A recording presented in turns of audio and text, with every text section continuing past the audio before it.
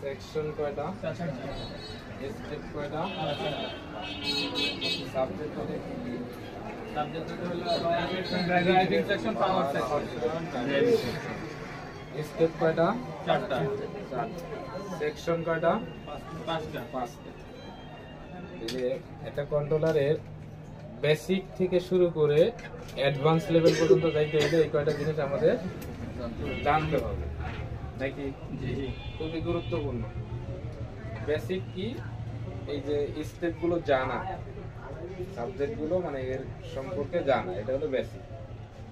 Advance কি? কোথা থেকে কি হবে, স্টেপ যে আমাদের 5টা স্টেপ আছে, এই স্টেপগুলো পরিপূর্ণ জানা কি, এগুলো হলো অ্যাডভান্স। এগুলো কি? অ্যাডভান্স। 1 2 3